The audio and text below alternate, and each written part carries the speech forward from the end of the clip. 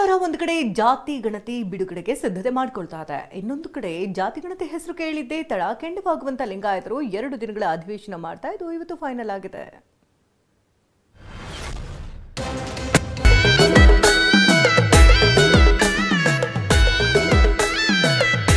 ದಾವಣಗೆರೆ ಬೆಣ್ಣೆ ದೋಸೆ ಇತಿಹಾಸವನ್ನು ಉಳಿಸಲು ಜಿಲ್ಲಾಡಳಿತ ಟೊಂಕ ಕಟ್ಟಿ ನಿಂತಿದೆ.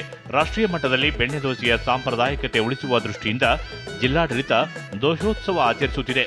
ನಿನ್ನೆಯಿಂದ 3 ದಿನಗಳ ಕಾಲ ಎಂಬಿಎ ಕಾಲೇಜು ಮೈದಾನ ಹಾಗೂ ಗ್ಲಾಸ್ ಹೌಸ್ ಮುಂಭಾಗ ಬೆಣ್ಣೆ ದೋಸೆ ಹಬ್ಬ ಏರ್ಪಡಿಸಲಾಗಿದೆ.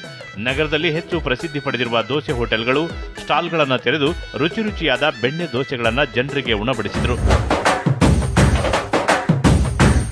ಅಖಿಲ ಭಾರತ ವೀರಶೈವ ಲಿಂಗಾಯತ ಮಹಾಸಭಾದ 24ನೇ ಅಧಿವೇಶನಕ್ಕೆ ಆಗಮಿಸುವ ಬಹುತೇಕರು ಉತ್ತರ ಕರ್ನಾಟಕದ ಮಂದಿ. ಹೀಗಾಗಿ 5 ಲಕ್ಷ ಜನರನ್ನ ಸೇರಿಸುವ ದೃಷ್ಟಿಯಿಂದ ದೋಸೆ ಉತ್ಸವ ಹಮ್ಮಿಕೊಳ್ಳಲಾಗಿದೆ.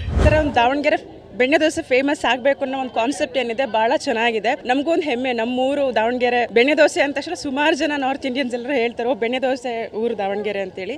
ಊರು ಪರಿಚಯ ಆಗುತ್ತೆ, ಜೊತೆಗೆ ಊರಿನ ಹೆಸರು ಅಂತ ಒಂದು ತಿಂಡಿ ಕೂಡ ಪರಿಚಯ ಆಗುತ್ತೆ.